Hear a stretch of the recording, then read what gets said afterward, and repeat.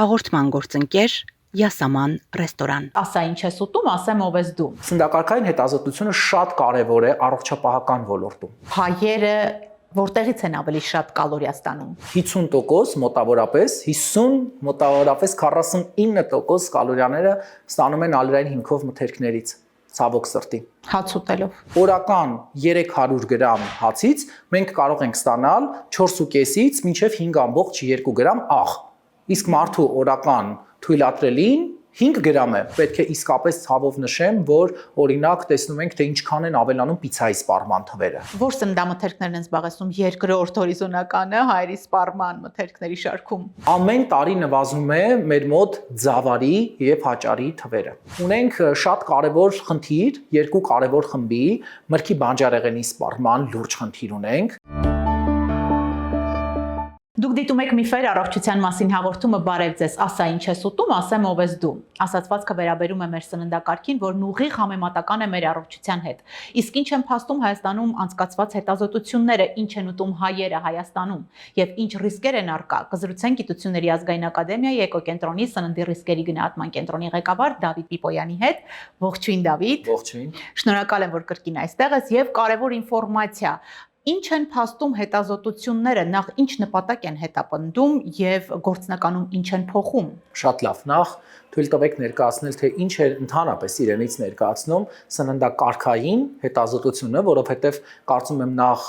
որպես այդպեսին մարդկանց համար է անծանոթ ինչ է նշանակում սննդակարգային հետազոտություն եւ ինչպես դուք նշեցիք, ինչ նպատակով է իրականացվում այս հետազոտությունները։ Ուրեմն նախ ասեմ, որ ցանկացած երկիր պետք է ունենա իր ազգաբնակչության սննդակարգային հետազոտությունը, որովհետև առանց այս հետազոտության հնարավոր չէ հասկանալ սննդով պայմանավորված ռիսկերը, որովհետև մենք մի հաղորդման շրջանակում ձեր հետ անդրադարձանք մի կարևոր խնդրի, որ վտանգ եւ ռիսկ հասկացությունը լրիվ իրարից տարբեր են, եւ ես նշում եի, որ այ օրինակ Հայաստանում մարդիկ այսքան ձուկ են ուտում, այսքան հավ են ուտում, այս բոլոր սպառման տվյալները մենք ստանում ենք բնականաբար ազգաբնակչության սննդակարգի հետազոտությունից, բայց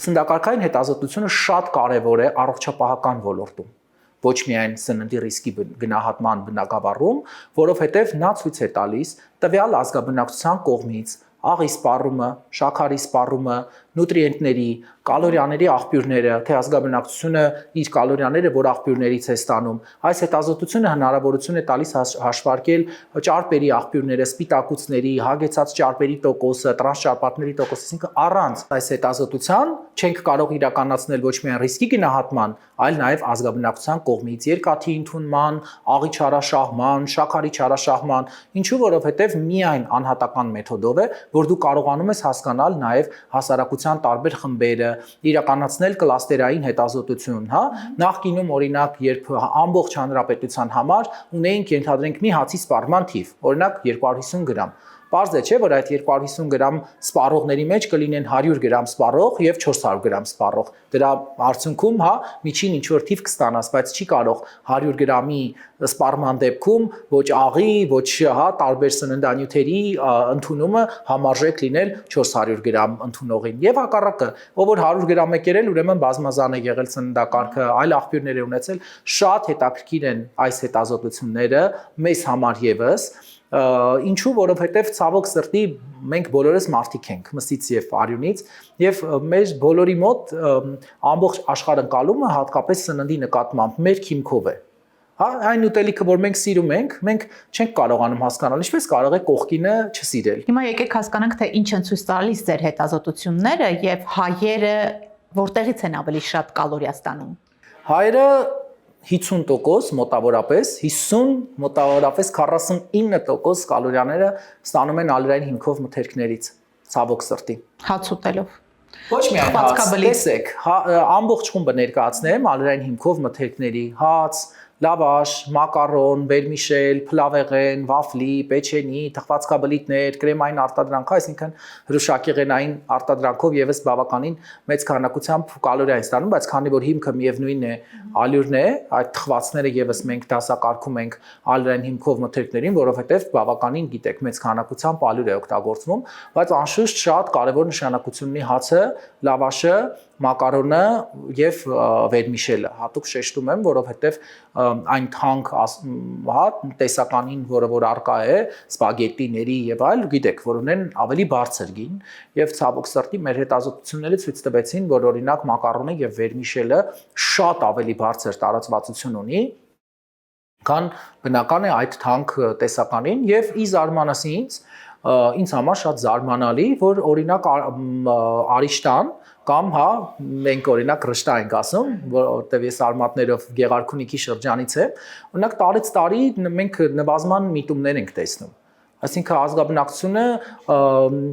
ինչ որ սկսել է իր սնման սովորույթները փոխել եւ պետք է իսկապես ցավով նշեմ, որ օրինակ տեսնում ենք թե ինչքան են ավելանում պիցայի սպառման թվերը։ Ստացվում է Դավիթ, որ մեր սննդակարգով, եթե նշում ենք, որ ալրային հիմքով ավելի շատ սննդակարգը կազմված է, ուղիղ վնաս ենք հասցնում մեր առողջությանը։ Անշուշտ կուզեմ մի քանի կարևոր հանգամանք նշել, որովհետև չեմ սիրում խնդիրներին միակողմանի նայել, նույն ալյուրի, նույն հացի, մակարոնային արտադրանքի եւ նրա տեսակի հետ կապված, հա, եւ երբ որ եզովպոսին ասում են գնա ամենալավ բանը բեր, լեզու է բերում։ Հիմա տեսեք, այս խումբը, եթե մեր մոտ կալորիաների 50%-ն է, ինքը պետք է լինի լավորակ։ Հիմա նայեք, եթե մենք օգտագործում ենք ցորենի բարձր տեսակի, հա, կամ պրեմիում տեսակի ալյուր եւ հատկապես եթե օգտագործում ենք աղի բարձր պարունակությամբ հաց, օրական 300 գրամ հացից մենք կարող ենք ստանալ 4.5-ից մինչև 5.2 գրամ աղ։ Իսկ մարդու օրական թույլատրելին 5 գրամ է, պատկերացնում եք, այսինքն հավանականությունը, որ այդ հացով մենք մեր ամբողջ աղի օրվա լիմիտը կսպառենք եւ դրանից հետո ավել քանակություն կունենանք, արդեն պատկերացրեք քանի տոկոս է։ Նշանակություն չունի սպիտակ հաց ենք օգտագործում թե լավաշ։ Երկուսի դեպքում էլ Հայաստանի պարագայում ի դեպ ասեմ, որ մեր այ հենց վերջին հետազոտությունները ցույց տվեց, որ օրինակ լավաշի մեջ տարբեր դեպքեր, հատկապես մարզերում աղը ավելի բարձր է։ Սա եւս շատ կարեւոր է, որ մարդիկ սկսեն ուշադրություն դարձնել, որ մեր օրգանիզմում, ընդհանրապես հայերի սննդակարգում նույն աղի, օրինակ օրական շեմում հացը ամենակարևոր մթերքներից մեկն է, ամենակարևոր։ Սա շատ կարևոր է, այսինքն եթե մենք օրինակ պրեմիում տեսակի կամ ցորենի բարձր տեսակի ալյուրի հացի փոխարեն օգտագործենք առաջին տեսակ, երկրորդ տեսակ կամ ամբողջահատիկ ավելի ցածր պակաս աղի պարունակությամբ հաց, էական առողջության լավացում կունենանք։ Եվ սա շատ կարևոր տեղեկատվություն է նաև հանրային առողջապահական տեսանկյունից, այսինքն մեր պատկան մարմինները եւս պետք է հասկանան, որ եթե տվյալ ազգաբնակչության սննդակարգում 50%-ը ստացվում է ալերային հիմքով մթերքներից, չեմ սիրում իհարկե այլ երկրների հետ համեմատել, բայց դուք գիտեք, որ շատ նաև սիրում են ալերային հիմքով մթերքներ իտալացիները։ Եվ անընդհատ նույն հարցն է տալի, բա ինչպես է Իտալիայում լավը հանրային առողջապահական ցուցանիշները, իսկ Հայաստանում օրինակ վատը։ Բացատրում եմ։ Նախ մեկ Իտալիայում հացի մեջ աղի պարունակությունը 3 անգամ ավելի ցածր է, քան հայկական հացի մեջ։ Շատ կարևոր պարամետր։ Դա նշանակում է, որ մենք եւս պետք է գնանք ավելի ցածր աղի պարունակությամբ հացի սպառման։ Երկրորդ, դարձյալ շատ կարևոր հանգամանք, Իտալիայում նաև մակարոնային արտադրանքի հետ կապված իրենք օրենք ունեն, այդ կարող եք անգամ Հայաստանում այնտեղ արտադրված ցանկացած սպագետի վերցնել, կտեսնեք, որ վրան հստակ մակնշում կա, որ պետք է պատրաստված լինի ցորենի կարծր տեսակի ալյուրից։ Սա եւս շատ կարող է ամբողջահատիկ չլինել, բայց իրենք նաև ամբողջահատիկ հաց են շատ օգտագործում։ Հետևաբար հացի որակը էական ազդեցություն կունենա Հայաստանում հանրային առողջապահական ցուցանիշների վրա, եթե մենք լավորակ հաց սկսենք արտադրել, եթե ունենանք աղի ցածր պարունակությամբ հաց, ամբողջահատիկ հաց, առաջին եւ երկրորդ սորտի ալյուրից հաց։ Նայեք, տարական օրինակ բերեմ, կարծում եմ դուք եւս շատ լավ կհիշեք, որ տարիներ առաջ գյուղերում հիմնականում հանդիպում էր առաջին կամ երկրորդ սորտի ալյուր խառնած եւ թթխմորով լավաշ։ Եկեք այսօր գնանք գյուղեր, որտեղ կգտնենք։ Այսօր մարդիկ բոլորը անցել են արհեստական խմորիչների, բոլորը օգտագործում են ցորենի բարձր տեսակի ալյուր։ Ես, քանի որ ոլորտի մասնագետ եմ նաեւ, ընկնում եմ հաճախ հարց եմ տալիս. ինչի հրաժարվեցիք, ասում են ավելի դժվար էր գրտնականել, քանի որ խմորը ավելի ձիգ էր, թևերները ստուլանում էր։ Բայց մարդիկ ավելի առողջ էին։ Իհարկե, այսինքն այստեղ եւս կարևոր խնդիր կա, սննդական սննդակարգային հետազոտությունը կապել արտադրության հետ, հասկանալ ինչի փոխվեց այս սնման սովորույթը, միշտ պատճառ կա։ Օրինակ, ինչի սկսեցինք տանը երշիկեղենը չկտրել, պանիրները չկտրել, սկսեցինք տանել խանութում կտրատել տալ։ Ավելի հարմար է, ավելի արագ է։ Իսկ ինչ ռիսկեր կան։ Իսկ ռիսկերը, քանի որ մանրէաբանական տեսանկյունից, օրվա ընթացքում այդ սարքերը չեն կանգնացնում, բացի դրանից կտրատված մթերքի պիտանության ժամկետը կարճանում է եւ տանը ունենում ենք ավելի կարճ պիտանության ժամկետով ապրանք։ Այսինքն այս փոփոխությունները էական ազդեցություն են թողնում մեր ազգաբնակության ոչ միայն տեսեք կարևոր բան եմ ասում սննդակարգի, այլ նաեւ սնման սովորույթների վրա։ Լավորից չէ։ Պիտի ասենք, որովհետև եթե խոսում ենք հանրային առողջապահության մասին, ուրեմն լավորից չէ։ Բիզնեսի մասին չենք խոսում, Դավիթ, հայերը նախաճաշում են։ Ինչ են ուտում նախաճաշին։ Տարեց տարի, հատուկ ուզում եմ շեշտել մի կարևոր հանգամանք, տարեց տարի աճում է նախաճաշ չանող մարդկանց թիվը։ Այսինքն մենք ունենք բացասական սննդային սովորույթի աճ։ Հատկապես, երբ դա համադրում ենք գործազրկության թվերի հետ կամ աշխատողների թվի հետ, ինչի, որովհետև մարզում եւ քաղաքում էական տարբերություններ կան, որովհետև կարծում եմ որևէ մեկի համար գաղտնիք ասած չեմ լինի, որ Երևանում առավոտյան կյանքը դա մի եռուզեռ է։ Բոլորս ուշանում ենք, բոլորս տրանսպորտի ենք սպասում, տաքսի ենք պատվիրում, մեքենայով ենք ինչ-որ տեղից ուշանում եւ կարծում եմ, որ շատ-շատերի մոտ իսկապես առավոտյան պարզապես այդ երևանյան խցանումների գրաֆիկի մեջ կարող է պայմանավորված լինել նաեւ ժամանակի բացակայությամբ։ Ավելին, գիտեք, մարդիկ երեխաներին դպրոց են տանում, մանկապարտեզ են տանում, բուհ են տանում, հա, այդ երևանյան կարծում եմ առավոտվա եռուզեռը բոլորս շատ լավ գիտենք եւ դա խիստ բացասական Երևանում շատ արագ է փոխվում այս թիվը։ Մարզերում օրինակ նախաճաշ անողների եւ չանողների այդ տոկոսները ամեն տարի այդպես հա էական չի փոխվում Երևանում ցավոք սրտի ամեն տարի թվականակի աճ ենք գրանցում եւ նաեւ երեխաների։ Որ սննդամթերքներն են զբաղեցնում երկրորդ հորիզոնականը հայերի սպառման մթերքների շարքում։ Տեսեք, մենք իհարկե նաեւ եթե առանձին որպես ենթախումբ հանենք, դա հատիկեղենն է, բայց մենք կալորիաների տեսանկյունից, քանի որ ածխաջրերի աղբյուր են, միևնույն է իրենց հետագայում միավորում ենք որպես միասնական խումբ, դա նաեւ հատիկեղենն է, այսինքն բրինձ, հնդկաձավար, հա, սրանք եւս մեր ազգային սննդակարգում կարևոր դեր ունեցող մթերքներ են եւ դարձյալ մի կարևոր տեղեկատվություն, որը որ կուզեի փոխանցել։ Ամեն տարի նվազում է մեր մոտ ձավարի եւ հաճարի թվերը։ Այսինքն տեսեք մեր ազգային ուտեստները հարիսա, սպաս, դուք տեսնում եք, չէ՞, մեր ազգային ուտեստներում, այո, հաճար, հաճարով փլավ, թվում մեր թե պետք է աճ գրանցեինք, բայց ցավոք սրտի ամեն տարի նվազում է մեզ մոտ եւ ձավարի եւ հաճարի թվերը, ավելին ասեմ, էականորեն նաեւ հաճարի թվերը, այսինքն մարդիկ օրինակ նշում են, որ բրինձ եւ օրինակ հնդկացորեն կամ հնդկաձավար շատ ավելի հաճախակի են օգտագործում, քան օրինակ հաճարը։ Չնայած դրա ավելի օգտակարությանը։ Տեսեք, չեմ կարող այդպես հստակ ասել ավելի օգտակարությանը, քանի որ եթե նայում ենք Եթե սպիտակ բրինձի հետ համեմատենք, Եթե սպիտակ բրինձի հետ համեմատենք, այո, բայց եթե համեմատում ենք նույն օրինակ հնդկաձավարի հետ, հնդկաձավարը շատ առողջարար հատիկ է, շատ օգտակար եւ ես իսկապես խորհուրդ կտամ, որ ազգաբնակությունը եւս օգտագործի, բայց ունենք շատ կարեւոր խնդիր, երկու կարեւոր խմբի, մրգի բանջարեղենի սպառման լուրջ խնդիր ունենք, կասեմ ինչու, եւ ունենք լուրջ խնդիր հատիկեղենի հետ։ Հատկապես սիսեր, լոբի, չգիտես ինչու, մեր սննդակարգից դարձյալ տարեց տարի ոսպ, հա, շատ կարևոր խումբ, որը իսկապես սնման տեսանկյունից, սնուցման տեսանկյունից կարևոր խումբ է, ցավոք սրտի արձանագրում ենք նախ ավելի փոքրաթիվ մարդիկ, որոնք օգտագործում են այդ մթերքը, սա շատ կարևոր է, մարդիկ պետք է հասկանան, որ հա լոբազգիները, հատիկեղենի, հատկապես այդ խումբը, որը սպիտակուցներ է պարունակում, ամենք ինչ ենք տարանջատում, կարող ենք, չէ, միշտ ասում են ինչ եք առանձին ներկայացնում, չէ, որ դա եւս հատիկ է, ոչ, քանի որ եւ ոսպը, եւ սիսերը, եւ լոբին դրանք սպիտակուցներ պարունակող եւ շատ օգտակար խումբ են, մենք նրանց առանձին ենք տալիս եւ հատկապես նայում ենք, որ մեր երկրում այն դեպքում, երբ որ դարձյալ է, եթե գնանք մեր ավանդական ճաշատեսակներին, ոսպով ապուր, սիսերով ապուր, պասուց տոլմա,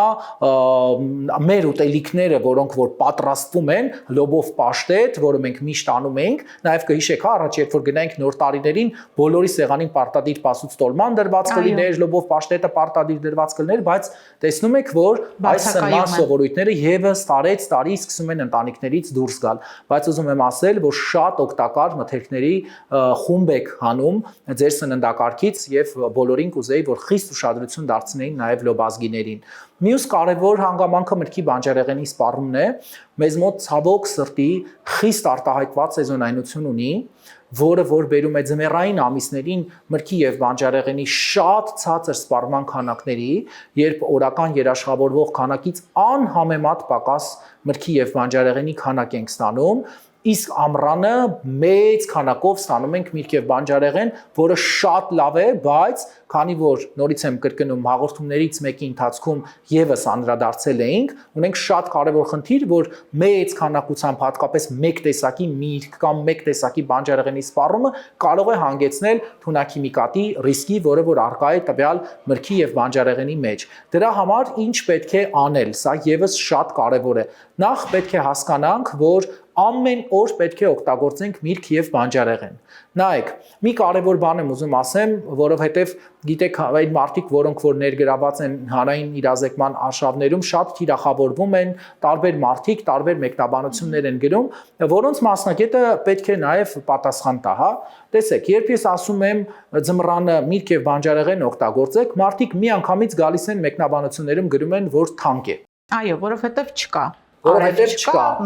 ձմռանը թանկ է։ Ինչպես։ Բայց մի քանի օր առաջ գոլեգայիս հետ եւս խոսում էինք։ Ժողովուրդ ջան, միրգը եւ բանջարեղենը, եթե հատկապես հիմա նայում ենք ամռանը մրգերի գները, որը բավականին բարձր պահպանվեց նաեւ 2024 թվականի ընթացքում, ես ընդունում եմ, որ այո, եթե լոլիկի գինը նայենք եւ վարունգի գինը նայենք, այո, ձմռանը լոլիկը եւ վարունգը շատ թանկ է, բայց ինչ է Հայաստանում ձմռանը վերանում է կաղամբը։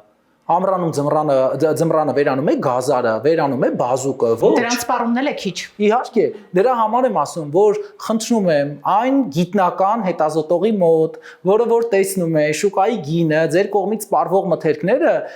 հակառակը մի եկեք եւ ապացուցեք, եթե ամռանը կարողանում եք ձեռք բերել միրգ եւ բանջարեղեն, ձմռանը եւս կարող եք կաղամբ ձեռք բերել, կարող եք պատրաստել շատ համեղ կաղամբով աղցան, կարող եք պատրաստել շատ համեղ գազարով աղցան, մի օր կարող եք պատրաստել բազուկով աղցան եւ խնդրում եմ, երբ որ գալիս եք գրում եք, հիշեք, որ մասնագետը շատ լավ գիտի նաեւ այն բանջարեղենի տեսականին, որը որ առկա է ձմռանը։ Այսինքն ավելի շատ ցանկություն է պետք, որովհետեւ մենք ամռանը, երբ որ սեզոնային միրգը թարմ է, շատ սկսում ենք օգտագործել եւ նույնը ձմռանը, ինչ է ձմռանը էժան մրգեր չկա, խնձորը վերացել է Հայաստանից։ Չեմ կարծում, որ Հայաստանում խնձորի գինը ամռանը եւ ձմռանը էական, այո, լոլիկը այո ունի, վարունգը այո ունի տարբերություն։ Եվ ես նորից եմ ասում, չեմ ասում, որ ամռանը եւ ձմռանը հավասար քանակությամբ լոլիկ եւ վարունգ երեք, բայց կարծում եմ արդեն մեծ թվով մթերք շեշտեցի, որը ձմռանը լիուլի կարող եք ներառել ձեր սննդակարգում ավելին։ Մի օր գազարով աղցանը կուտեք, մի օր կաղամբով աղցանը կուտեք, մի օր բազուկով եւ արդյունքում շաբաթվա մեջ տարբեր աղբյուրներից կստանաք նաեւ միրգ եւ բանջարեղեն։ Շնորհակալություն Դավիթ, ինչով են կարևոր այս հետազոտությունները կհարցնեն։ Հանրային առողջապահական ռիսկերն են շեշտվում, միտում ունենալով փոխել սպառողի սննդակարգը, որպեսզի լինենք ավելի առողջ, տարբերեք միֆը իրականությունից, ամենակարևորը հետևեք ձեր առողջությանը։ Մենք զրուցում ենք Գիտությունների ազգային ակադեմիայի էկոկենտրոնի սննդի ռիսկերի գնահատման կենտրոնի ղեկավար Դավիթ Պիպոյանի հետ։ Դուք դիտում եք Միֆեր առողջության մասին հաղորդումը։ Մինչ հանդիպում։